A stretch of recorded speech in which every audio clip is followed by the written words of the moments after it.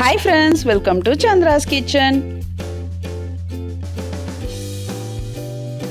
இன்னைக்கு நம்மளுடைய நிகழ்ச்சியில் தோஞ்சல் குழம்பு எப்படி செய்கிறதுன்னு பார்க்கலாம்.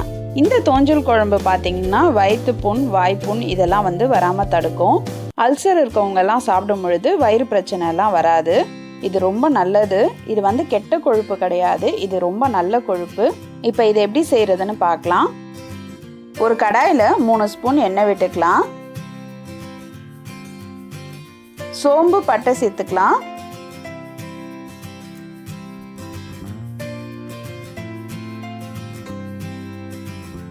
அடுத்ததா இஞ்சி பூண்டு விழுது 1 ஸ்பூன் சேர்த்துக்கலாம். சேர்த்துட்டு நல்லா வதக்கிடலாம்.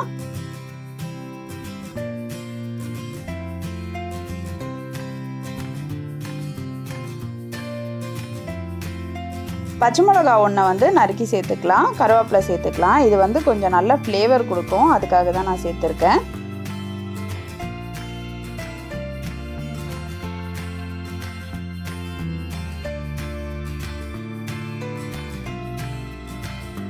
இப்போ இது எல்லாமே நல்லா வதங்கிடுச்சு.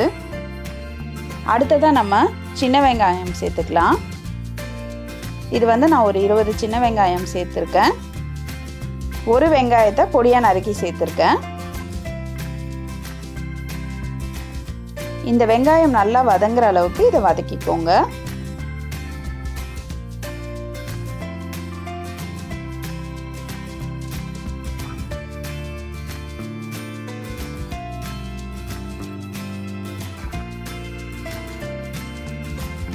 இப்போ வெங்காயம் நல்லா வதங்கிடுச்சு, எண்ணெய்லாம் பிரிஞ்சு வர ஆரம்பிச்சிருக்கு. நம்ம தக்காளி பழம் சேர்த்துக்கலாம். நான் 2 தக்காளியை பொடியாக நறுக்கி இதுக்கு சேர்த்துருக்கேன்.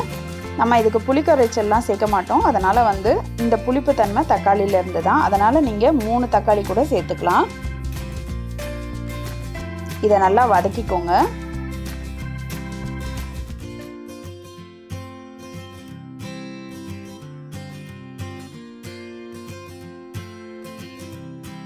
இப்போ தக்காளி நல்லா வதங்கிடுச்சு.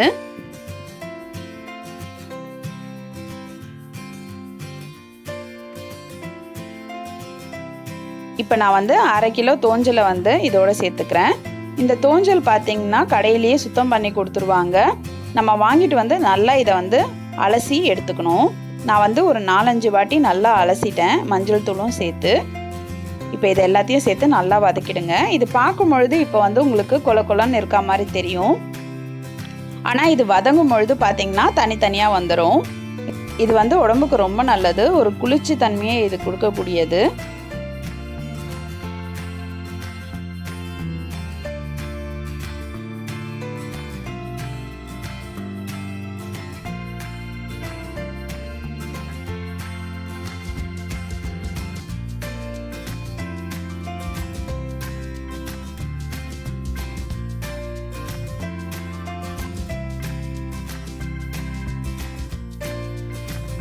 மஞ்சள் தூள் சேர்த்துக்கோங்க. நான் ஏற்கனவே மஞ்சள் தூள் சேர்த்து கழுவுனதுனால 1/4 ஸ்பூன் மஞ்சள் தூள் மட்டும் இதுக்கு சேர்த்துருக்கேன். சேர்த்துட்டு நல்லா இதை கலந்து விட்டுருங்க. இது நல்லா வதங்கும் பொழுது தான் அது தனித்தனியாக பிரிஞ்சு வரும்.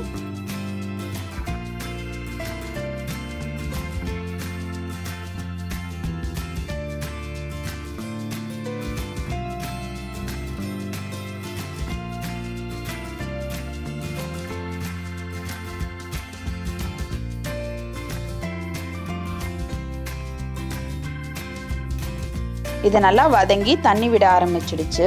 இப்போ நம்ம இதை நல்லா கலந்துக்கலாம்.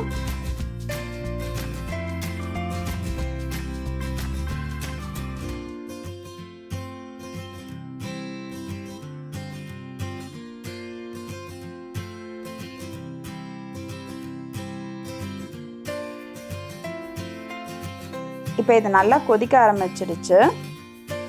உங்களுக்கு பார்த்தீங்கன்னா தெரியும், இப்போது இது எல்லாமே தனித்தனியாக வர ஆரம்பிச்சிடுச்சு. இந்த மாதிரி எல்லாமே தனித்தனியாக வர ஆரம்பிக்கணும். அது வரைக்கும் இதை நல்லா வதக்கிக்கோங்க. இதை நம்ம குக்கர்லலாம் வச்சு வேக வைக்கணும்னு அவசியம் இல்லை, இதுலேயே வெந்துடும். அப்படி உங்களுக்கு குக்கரில் வச்சா சீக்கிரம் வேலை முடியும் அப்படின்னா நீங்கள் ஒரு விசில் மட்டும் வச்சு எடுத்துக்கோங்க. ரொம்ப விசில் இதுக்கு வைக்கக்கூடாது. இப்போ நம்ம குழம்புக்கு தேவையான அளவு உப்பு சேர்த்துக்கலாம்.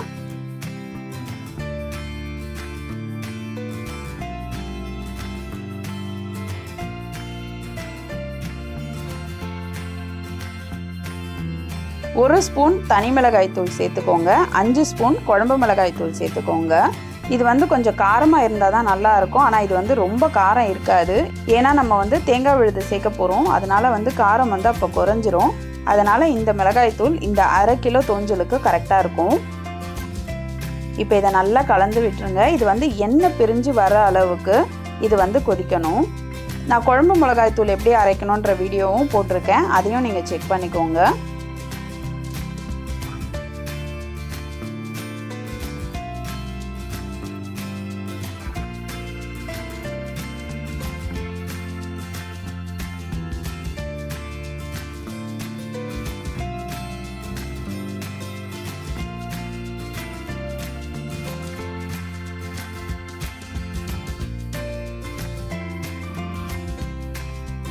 இப்போ பார்த்தீங்கன்னா தெரியும், கொஞ்சம் கொஞ்சம் எண்ணெய் பிரிஞ்சு வருது. இது நல்லா வந்து வதக்கி விடுங்க. நம்ம வந்து தண்ணி எதுவும் சேர்க்கலை. தோஞ்சல்லேருந்து விட்ட தண்ணி மட்டும்தான் இப்போ வந்து இந்த மிளகாத்தூளோடு இருக்குது.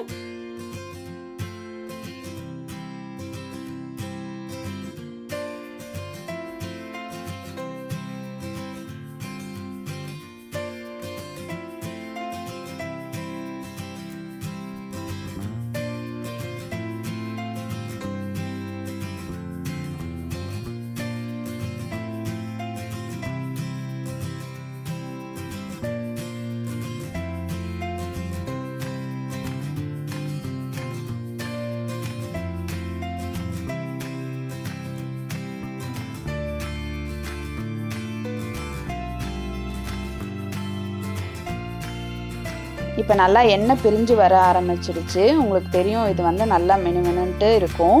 எண்ணெய் பிரிஞ்சு வந்திருக்கிறது.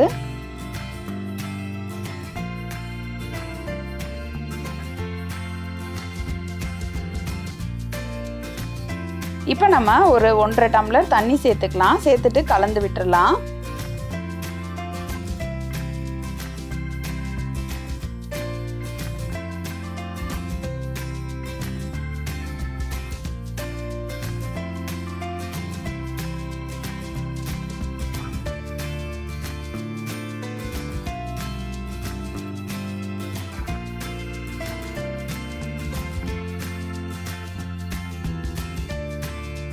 இப்போ நம்மளுடைய தோஞ்சல் குழம்பு வந்து லைட்டாக கொதிக்க ஆரம்பிக்குது. இப்போ நம்ம வந்து தேங்காய் சோம்பை வந்து சேர்த்து அரைச்சி வச்சுருக்க விழுதை இதோட சேர்த்துக்கலாம்.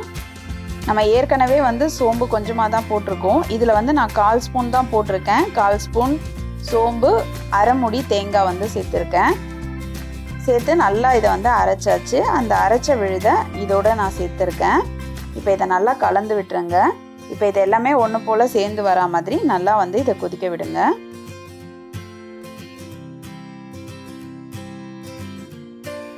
இந்த தோஞ்சல் குழம்பு இட்லி, தோசை, பூரி, அதுக்கப்புறம் சாதம்னு எல்லாத்துக்குமே ரொம்ப சூப்பராக இருக்கும். இந்த குழம்போட வாசனையே ரொம்ப நல்லா இருக்கும். இந்த குழம்பு வயிறு பிரச்சனை இருக்கவங்க மாதத்துக்கு 2 தடவை சேர்த்துக்கிட்டிங்கன்னா உங்களுடைய அந்த வயிற்று பிரச்சனை அடிக்கடிக்கு வாய்ப்புண்ணாகிறதெல்லாம் வந்து இந்த தோஞ்சல் வந்து தடுக்கும்.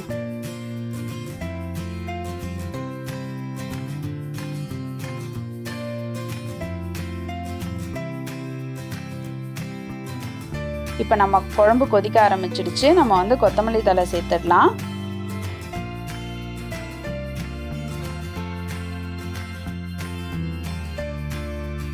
இப்போ நம்மளுடைய தோஞ்சல் குழம்பு ரெடி ஆயிடுச்சு. நம்ம சேர்க்கும் போது பார்த்தீங்கன்னா தனித்தனியாக தெரியல. இப்போ பாருங்கள், நல்லா தனித்தனியாக தெரியுது.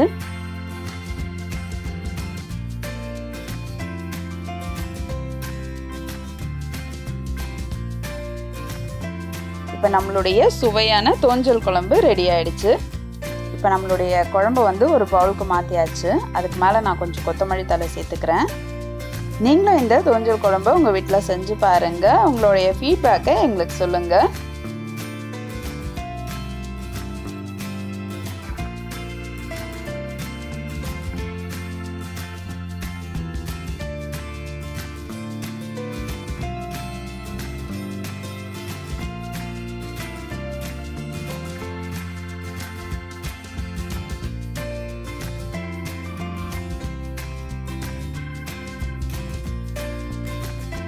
மேலும் இது போன்ற சுவாரஸ்யமான தகவல்களை அறிந்து கொள்ள சந்திராஸ் கிச்சனை சப்ஸ்கிரைப் செய்யுங்கள். உங்களுடைய கமெண்ட்டை கமெண்ட் பாக்ஸில் போடுங்க. லைக் அண்ட் ஷேர் பண்ணுங்கள்.